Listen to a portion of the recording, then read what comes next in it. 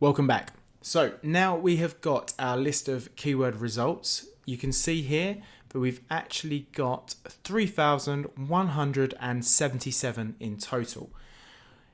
Quite considerably a lot more than the Google results that we received. And on the left hand side you'll actually see how many results were generated per keyword, seed keyword that we provided. Now the good thing about this is you can actually select each of the seed keywords and go one by one looking at the results. Or what you can also do is look at them all at the same time, which is what we're going to do in this case because we don't want to necessarily add any bias or take that away. Now what we have here is everything between 100 local searches and 2,000 local searches, and that's why we've got 817 out of 3,117. If I remove these filters, you'll see that jumps up to all 3,177.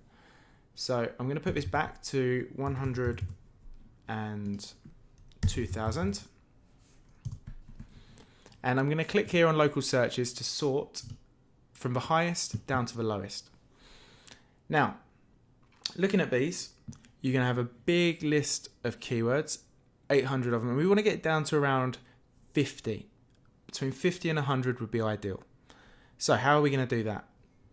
First of all, what I would like to do is use this on the right hand side, the average keyword competitiveness.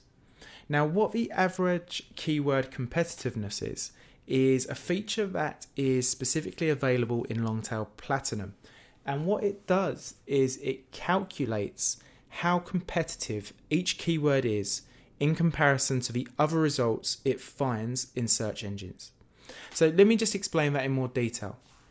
And I'm going to do that by using one of the other features that the Longtail Pro has. So first of all, what we need to do is remove some of these keywords because you can see here that cheap baseball bats is not really what we're looking for. So I think if we type a minus and then bats, it will treat it as a negative keyword. We can put a comma and we can also get rid of softball because that's something that we're not looking for. So minus softball. And that takes us down to 689. So just similar with the keyword planner tool that we used with Google, you can add negative keywords to reduce the amount of words that you have. So you're only really focusing on the most relevant results. So we can do that in a moment to get rid of some even further. But before we do that, I want to show you exactly what this tool and piece of software is available of doing. So I'm going to add a keyword in here, a positive keyword, so it will only include keyword results with the word glove in. Okay, so best baseball gloves. Let's take this one for example. It's got 1,600 monthly searches. The suggested bid is €1. Okay, but that doesn't really mean so much to us right now. Now, if you click on this word, it opens up and gives you the top 10 results that it finds on Google. Now this is fantastic because when you begin taking keyword research to a new level in going into more detail, one of the things you need to do is to actually analyze your competition. And when I say analyze your competition, you need to go into a search engine, type in the keyword that you're thinking of using and having a look at what results currently exist. Because one of the things you're looking to do here is to outrank your competition. Now, if some of the top 10 results have very weak and not very reputable websites, it's going to make it easier for you to beat them. Now, taking a look at best baseball gloves at a first glance, now you can see here the keyword competitiveness, which is what I've just explained to you, and this is in relation to the results that are currently here. Now, if you're unsure on exactly what anything means, again, you can click on the question mark and it will give you an explanation. So the official term here is it's a number between 0 and 100 that indicates how competitive the page is for this keyword. Now what you're looking for here is numbers as low as possible. The lower the number, the less competitive it is and the easier your chance of outranking it and getting above that in the Google search results. Now here you'll see a list of other results as well. Now each of these takes some getting used to and learning, but there are other indicators on how good a keyword is in comparison to the competition. And what you can do, I'm not going to go through them here, but each of these gives you an explanation.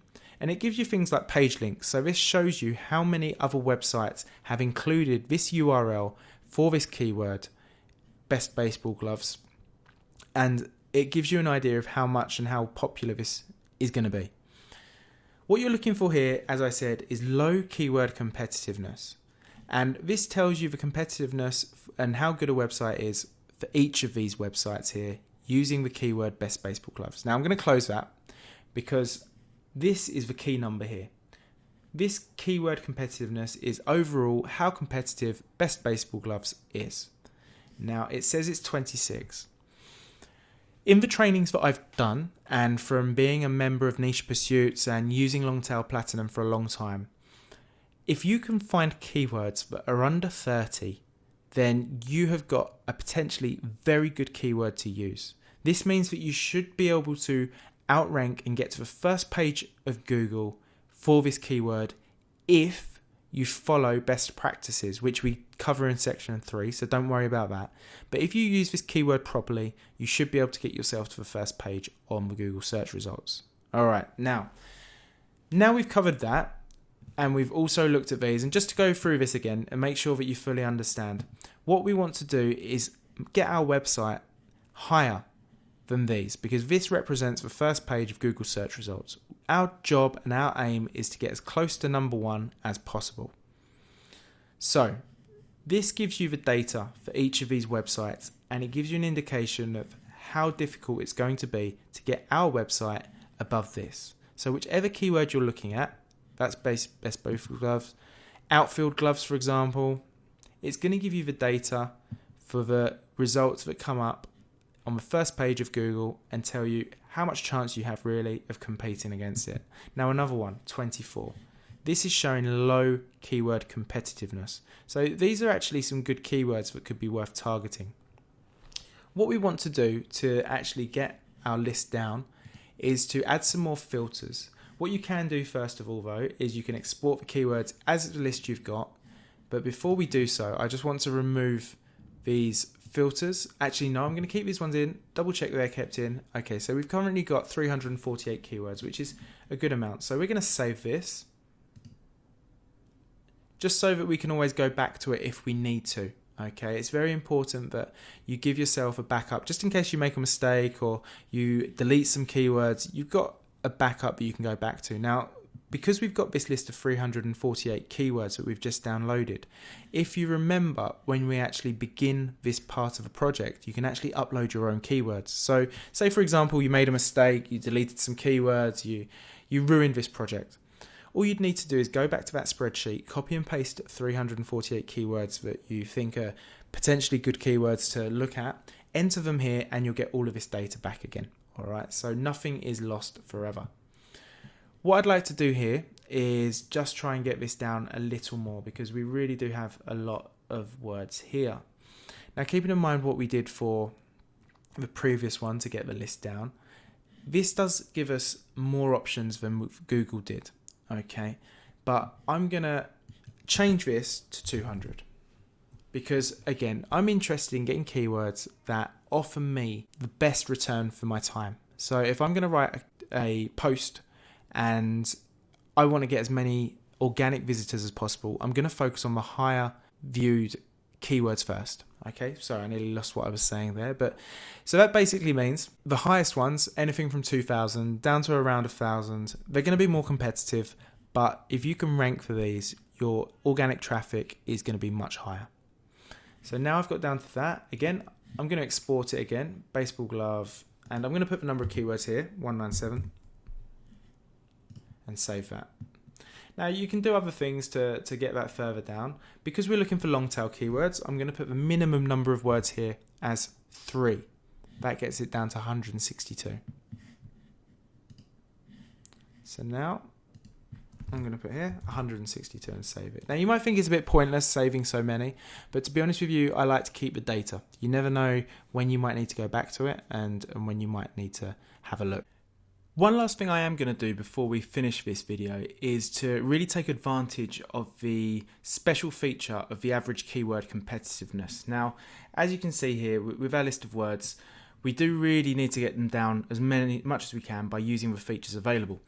So using keyword competitiveness is a good indicator to how easily we may rank for each of these keywords. So all I'm going to do is click here and click fetch now, and what it's going to do is start creating and analysing each of these keywords and giving us an overall number between 0 and 100 to tell us how competitive it is.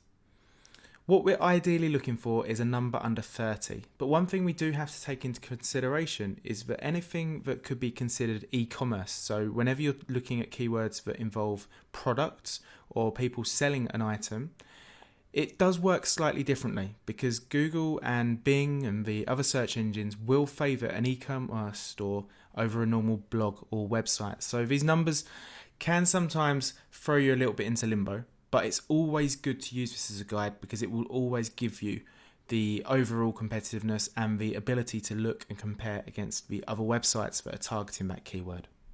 I'm going to pause it now and then come back to you once we have our full list of keywords.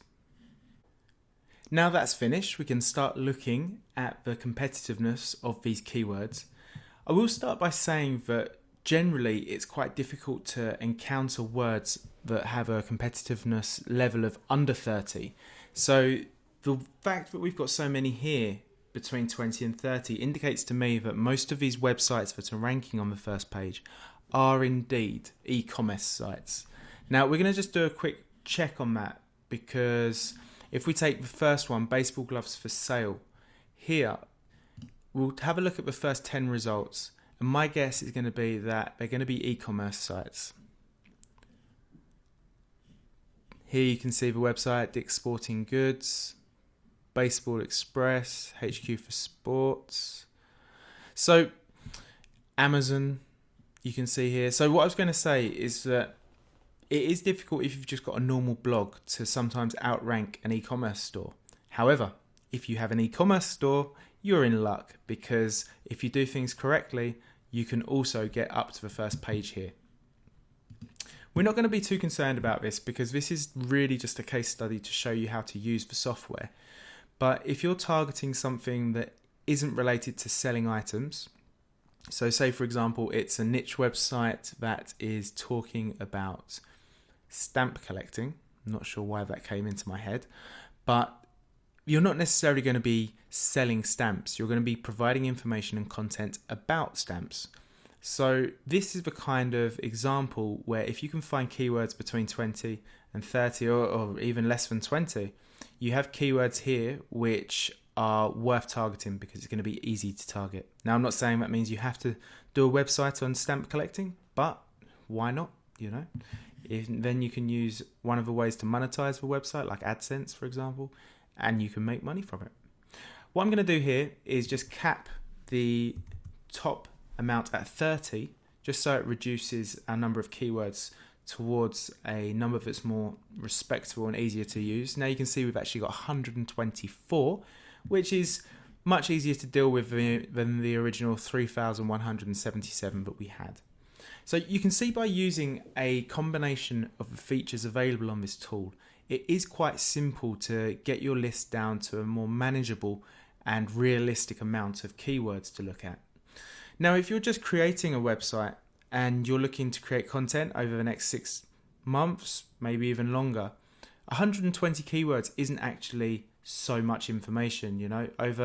If you did 10 articles per month, which a lot of web creators will create more, that's only gonna last you, a year, and that's using 10 a month. So another thing you could consider is the fact that you may want to use more than one keyword per article. Now this is when you target a main keyword and then you also use a secondary keyword.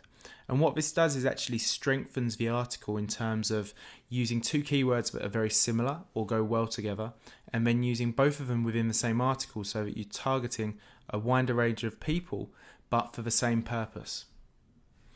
What I'm going to do here is export this list of 124 keywords, and this is going to be my final list that I work with. I'm going to open this in Excel and we're going to have a look at these keywords now. Okay, so I'm going to stop this video, open it up and get everything ready, and I'll see you in the next video where we'll have a look and compare these keywords against the ones that we had in the Google Keyword Planner.